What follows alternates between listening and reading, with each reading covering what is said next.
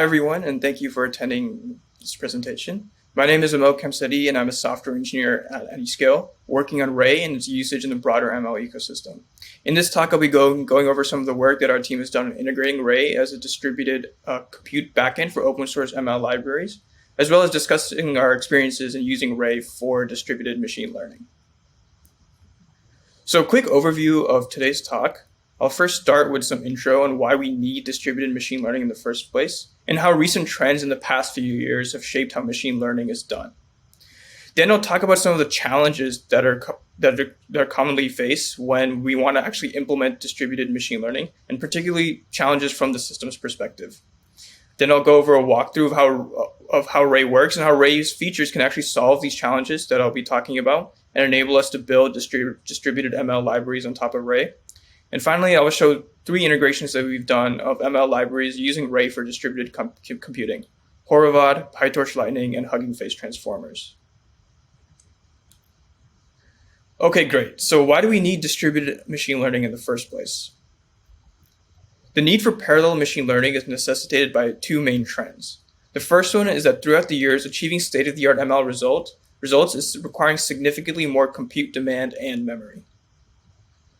Over the past 8 years, the computation required to train the state-of-the-art ML models has astonishingly increased 35 times every 18 months. And this is a 300K times increase in compute from AlexNet to AlphaGo 0. And not only has model training compute demands and size increased, but the number of hyperparameters has increased as well. Here's an example of the Roberta transformer model with over 15 different hyperparameters that need to be tuned. We have to train a model for each hyperparameter configuration that we want to test out, thus further increasing the compute demand required for deep learning training and hyperparameter tuning. The second trend that we are seeing is the end of Moore's law. Processor performance is not able to keep up with the compute demands of modern deep learning models, so you have no choice but to scale out. Many of you have seen something similar to this before, but here's another famous plot, which plots the performance of a single processor core and shows that it used to double 18 months, but now it just increases by just a few percent over the same time period. And plotting these on the same plot, you can see that the performance gap of a single core and new deep learning models is enormous. In fact, even if Moore's law hadn't ended, it would still fall way short of satisfying the demands of training these new state-of-the-art models. And you might say that with specialized hardware like GPUs and TPUs, this wouldn't be a problem. But even specialized hardware is not able to keep up with the compute demand. Here we are overlaying the performance of NVIDIA GPUs and Google TPUs over the same OpenAI plot that we saw earlier. And as you can see, while they do provide orders of magnitude improvements over a single processor, the performance doesn't grow faster than Moore's law, so they still fall way short of the demands of ML models. So with these 2 trends, we have no choice but to go distributed. So now that we know that ML has to go distributed in order to leverage state-of-the-art models and meet their compute demands, now we can discuss about some other challenges that are faced when we actually want to implement scalable and distributed machine learning in practice. Many of you are already familiar with how distributed training algorithms work, like implementations for data parallel or model parallel training. But in practice, to actually facilitate the scaling of machine learning, there are some other crucial challenges, and particularly those from a systems perspective. We'll go into what these challenges are, then talk about how Ray can actually provide benefits and solves these challenges, which are a big part of the problem. And then finally, we can go over how we've done this work and through integrating Ray with other libraries in the ML ecosystem, and how the ML ecosystem at large is adopting Ray. Okay, so what are the challenges with distributed machine learning? Well, the first one is that new cutting edge approaches require ad hoc distributed computation. So this is especially true for reinforcement learning, but more recently, this has also been the case for NLP as well. What this means is that in order to leverage these new machine learning models, it's not only the training that has to be distributed, but there's other aspects of the process that has to be distributed as well. So for example, take this new retrieval augmented generation model. It's a new type of NLP architecture created by Facebook AI, which allows you to do things like Jeopardy question generation or just trivia question answering or fact verification. But the way it works is that during the model itself actually pulls contextual documents from some sort of external corpus. So for example, we'll pull any relevant passages from Wikipedia, and these documents are encoded and used in conjunction with the model to then produce the final result. This retrieval from this external data set, like Wikipedia, this is not actually trained as part of the model backpropagation. This is an auxiliary step that is used in order to help with the performance of the model, which means that when you want to scale model training for this retrieval augmented generation setup, we not only have to scale out the model training itself, but we have to scale out this document retrieval also. And in order to do that, we need a way to have ad hoc distributed computation with an easy to use API and also flexible programming interface. The second challenge that we have with distributed machine learning is elastic training, which means being able to support training even when the number of workers are changing throughout the training process. This is important because it allows us to leverage spot instances, which are much cheaper, right? So even if one of our nodes dies, we lose some workers, we should still be able to continue training without having to restart the full process. And by using spot instances, we can cut down a lot of our GPU costs. Also, this allows us to leverage autoscaling. So if you want to actually add more workers to our training setup, if more resources become available, we want to be able to easily do that as well.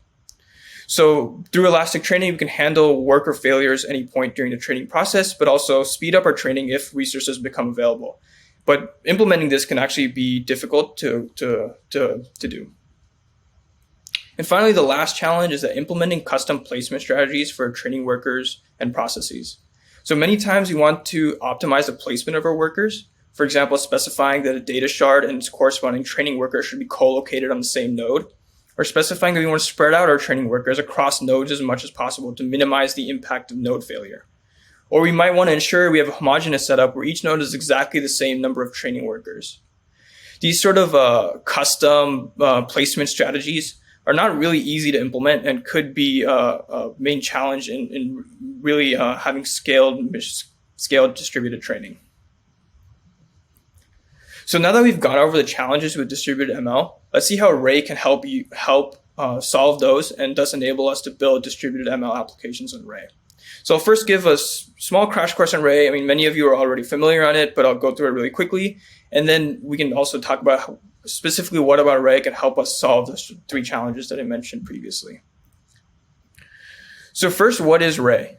So specifically for training, Ray has a mix of native and third-party libraries, and these libraries are integrated with Ray at different levels of the training stack. So Ray provides like a universal distributed computing framework. These libraries, whether they're native or third-party, are built on top of Ray, and these libraries could exist across a variety of domains and within training at different levels of the training process.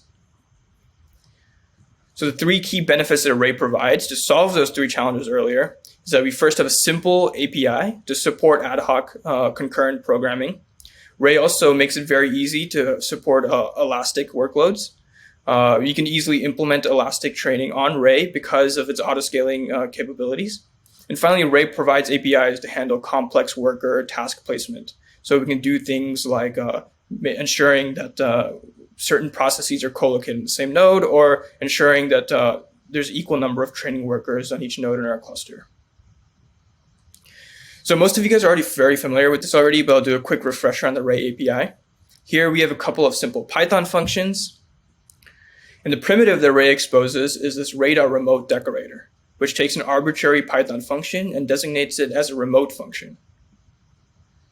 So what this means is that we can then call our function .remote, and this will return a future. So this returns immediately while the function is still executing. We can get the result immediately, and then we can combine multiple results. So here we do read array.remote twice, and then we can pass those object references or futures into add.remote. And then finally, if we want to get the final result, all we have to do is like a ray.get call on the object reference that we want. And just like with functions, we can also do the same thing with actors, which are essentially remote classes. So here's another example. We have a simple Python class, which has a method for incrementing counter. You can then add the remote decorator to convert it into an actor. And then what we can do is call counter.remote to instantiate the class. This will create a new worker process, and the actor is created somewhere in the cluster. And each method call creates tasks that are scheduled on that worker process. So in this example, these 3 tasks are executed sequentially on the actor, and there's no parallelism across these tasks because they all share the mutable state of the actor. And finally, these tasks that are executed on the actor, once again, will return object references, and then we simply do a ray.get call to get the actual value that these object references refer to. Great, so another API that Ray exposes is placement groups. So this allows us to have flexible placement strategies, and it provides an interface for custom placement of tasks and actors. The way it works is that we create bundles of resources. So in this example, we create a bundle of 2 GPUs, and then we create a bundle of this custom extra resource we want called extra resource. And then we can schedule workers using each bundle. So we can create a Ray placement group from these bundles and say that we want these bundles to be packed together, which means they want to be placed on the same nodes. So any Ray actor or task in this placement group will be guaranteed to be placed in the same node. Alternatively, you can use other strategies like spread, which will make sure that the bundles are spread on different nodes, and there's other strategies as well. So with Ray placement groups, we can implement the custom placement strategies that are required for distributed machine learning. And then finally, we have the Ray Autoscaler or the Ray Cluster Launcher. So the Ray Cluster Launcher allows you to easily spin up a cluster on any cloud provider of your choice, and will automatically enable a load-based autoscaler. So what this allows you to do is that you can, with just like a single line, you can create a Ray cluster on the cloud and then run your Ray program using the same code that you would use to parallelize on your laptop, but now to parallelize across all the machines on your cluster. The Ray Autoscaler will automatically add new nodes to satisfy resource demands by your application, and it'll automatically remove idle nodes. Therefore, with the Ray Autoscaler and the Ray APIs, it provides an easy interface to implement elastic training in the application layer, which is one of the challenges that we talked about earlier. Great, so now we know how Ray works and how some of its features help solve the challenges of distributed machine learning. Now let's see how we've used Ray to integrate with various libraries in the ML ecosystem, and how the ML ecosystem is unifying around Ray across different levels of the across different layers in the training stack. So there's 3 types of integrations that we have with Ray. One of them is lower level communicators. So for example, Horovod. What this means, like Ray is pretty deeply integrated with Horovod and is actually used, actually checked into the Horovod repo, and it is used at a very low level. Additionally, we also have models and algorithms which leverage Ray. So this is when the actual machine learning model itself has the need for some sort of distributed computation. So for example, this is the case with RLib and reinforcement learning algorithms. And also, like I mentioned before, the retrieval augmented generation model, which pulls documents from external data sets, can also leverage Ray to scale that document retrieval out. And finally, we have integration with higher level trainers. So this is where the model or any low level communication may not necessarily use Ray, but when you actually want to do distributed training and create various worker processes, Ray can be useful here to make sure these workers are scheduled properly, to handle the resource management, any custom placement strategies that we want as well. So we have Ray SGD, which is like a native library, which integrates, which builds a high-level trainer on top using the Ray API. And we also have integrations with Huggingface trainer, as well as with Pytorch Lightning. So let's first start off with Horovod, which is a pretty deep integration with Ray. Horovod is an open source library for fast and easy distributed training, and it allows you to use any deep learning framework. So TensorFlow, Torch, Keras, MXNet. Horovod implements its own distributed optimizers and has its own all-reduced communication protocol, which provides excellent scaling efficiency. And in addition, Elastic Horovod was released last year to allow for dynamic scaling during training. However, the problem with Horovod was that it did not actually implement the actual operation of adding or removing nodes or making resource requests. Therefore, it sort of relied on the user to implement it themselves on the various cloud providers, and it requires a lot of custom code to make this work. And this is where Ray comes in. So with Horovod and Ray, allows you to use Ray's Autoscaler in any cloud provider or orchestrator. And also this integration supports various custom placement strategies. So you can leverage Ray's placement groups, even Ray's object store, and Ray's resource management abilities. So if you look at this code here, all you have to do is create your Ray cluster and attach to it. Create a Ray executor. So this is like a specific module in the Horovod code base. Specify that we want to use GPUs and the number of workers we want, or we can create an elastic Ray executor, which will do elastic training for us. Then what we do is we start the executor and then run the training function with our Horovod code. This will automatically place these workers on the Ray cluster. Horovod will be used for communication, but the Ray will handle the placement and the resource management here. And this also allows you to leverage the Ray ecosystem. So for example, if you want to do distributed data loading, you can use other integrations that we have for data processing on Ray to do so. And you can also leverage Ray Tune easily via Ray Tune. And finally, using Ray can allow you to support Jupyter notebooks for Horovod training. Because Ray provides a Pythonic interface, it's easy to do like an interactive workload here via Jupyter notebooks. So here's an example what the architecture looks like for Horovod on Ray. So Ray handles creating the actors on the Ray cluster. It handles the resource management, the placement and scheduling, and also the auto-scaling to really make it easy for elastic training. But we still get all the benefits of Horovod, all reduce any custom communication protocols or Horovod implements for very efficient gradient synchronization. Great, so now let's go over some of the adoption that we have for Horovod on Ray. So this was integrated as a backend in the Horovod repository. And we've seen many users in the open source community use Horovod on Ray because it's very easy to use and also integrates with easily integrates with other libraries in the Ray ecosystem. We have dozens of issues for this. And beyond the open source, Uber itself is also working on moving their deep learning workloads to Horovod on Ray. And we're going to continue working on this integration, trying to add more features, trying to tighten this integration some more, and create an even deeper integration with Horovod on Ray. So the next level that we have is in the model/algorithms level, where the model itself has some sort of component which needs to be distributed when you want to scale the model training out. So RLib is a great example for this, but I'll actually be going over Huggingface, and particularly the retrieval augmented generation model that I discussed earlier, and how it's leveraging Ray for distributed document retrieval.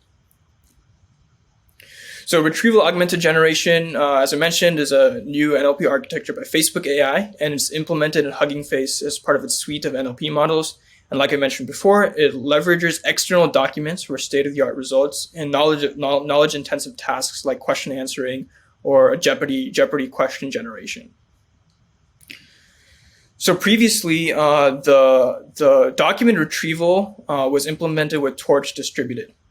And this retrieval of contextual documents is crucial for RAG's state-of-the-art results. But the problem with the Torch distributed implementation is that one had a synchronization bottleneck. So the rank 0 worker had to receive inputs from all the other workers and then send the results back. So this sort of limited the performance if you had multiple workers. And the second is that it's Pytorch specific. So it made it very difficult to implement a TensorFlow version of the RAG model because the document retrieval was implemented with Pytorch. So this is where Ray comes in, right? Using Ray's simple APIs, we can use the Ray actor abstraction that I mentioned before to create multiple processes that are separate from the training processes. And these additional Ray actors are used to load the index and handle the retrieval queries. And with multiple Ray actors, retrieval is no longer a bottleneck, and Pytorch is no longer a requirement for implementing retrieval augmented generation. So using Ray, it was pretty easy to add this ad hoc distributed programming because Ray provides its simple API. And also we were able to actually get better retrieval performance because we were able to remove the bottleneck that the Torch.distributed limitation, the bottleneck that Torch.distributed had. So we were able to get up to 2x speed up on document retrieval in multi-GPU fine-tuning using Ray compared to Torch. Great, so lastly, we have integrations with higher level training libraries. So these libraries provide some sort of training interface, and Ray is used to facilitate the scaling of the trainer, distributed training, as well as also make it very easy to deploy a distributed training job. So Ray SGD is one example for this, which is a native library packaged with Ray, but we also have integrations with Huggingface and Pytorch Lightning, which is what I'll be going over. So Huggingface Transformers also exposes a trainer interface to make it very easy to leverage their transformer models or any data sets. So the API is that you simply create a trainer, and then we use Ray specifically Ray Tune, to make it very easy to do hyperparameter optimization with the trainer. So all you have to do is trainer.hyperparameter search, specify your backend as Ray, and you can run distributed hyperparameter optimization experiment with your Huggingface trainer. And in addition, we also have integration with Pytorch Lightning, which is another open source library that provides a high-level interface on top of Pytorch. So this allows developers to focus on research code and not really worry about the boilerplate that's required for distributed Pytorch training. However, the problem with Pytorch Lightning is that it's not very easy to deploy. If you want to do multi-node distributed training, you'd have to write custom bash scripts, SSH into each node, and then run those scripts onto each node. And Pytorch Lightning also doesn't have any cluster launching or autoscaling capabilities. So through this Ray integration, you can actually launch your distributed training job on a Ray cluster through a single Python script. This makes it very easy to run your job. It also integrates with the Ray Tune for hyperparameter optimization as well. So Ray adds support for Pytorch Lightning distributed backends. So just like any standard Pytorch Lightning plugin, we've implemented a Ray plugin as part of this Ray Lightning library. So Ray plugin can then just be passed to your Pytorch Lightning trainer. So now you can run distributed training on a Ray cluster without having to write any like scripts or anything like that, all from a single Python application. And then you can still interact with the Pytorch Lightning trainer like you normally would. So you get the benefits of Pytorch Lightning, but then also the same benefits of Ray that you had before, such as autoscaling or cluster launching, as well as the benefits of the Ray ecosystem at large. Ray also has supports a Horovod Ray plugin. So if you don't want to use Pytorch distributed data parallel backend, you can use Horovod instead. And Ray also supports model parallel training via FairScale. So sharded training with FairScale support utilizes data parallel training under the hood, except the optimizer and gradients are sharded across GPUs. So that way you can get similar accuracy levels as you had before, but your memory overhead per GPU is lower since each GPU only maintains some partition of your optimizer state and gradients. So the Ray Lightning library also has a plugin for sharded training via FairScale. So the architecture for this Pytorch Lightning with Ray integration looks similar to what we had for Horovod and Ray. So we have our workers, which are Ray actors. We can run them on a Ray cluster, except this time we can actually interact with the higher level Pytorch Lightning interface.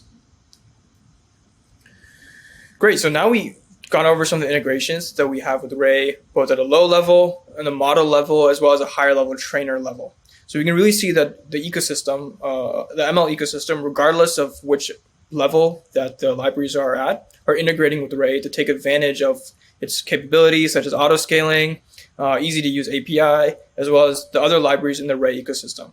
So the ML ecosystem at large is unifying on Ray. So what's next? Well, a few things we have on the roadmap. One is more support for model parallel training. So we're also potentially looking at integrations with deep speech, for example. We're also looking into how we can better tie Ray data processing efforts with training. So this is, we have other Ray Summit talks discussing some of the efforts on data processing on Ray and how we can better stitch these two together. Finally, we're also looking at how we can better provide a serverless experience for distributed training on Ray. So being able to launch a distributed training job on a Ray cluster from your laptop, and you're making sure that all of our integrations on Ray libraries can support this experience.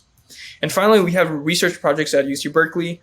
For example, we have the Ray Collective Communications Library, which was also another Ray Summit session for even more integrations with Ray, particularly at a lower level. So if you want to connect with us, we'd be happy to hear about your use cases, how you're using Ray, or any help out with with any issues you run into with Ray. So you can check out the repositories on GitHub for Ray, Horovod, Ray Lightning, and Huggingface Transformers, and also join our Ray discussion forum at discuss.ray.io. So yeah, thank you for attending this presentation, and hope you enjoy the rest of the Ray Summit.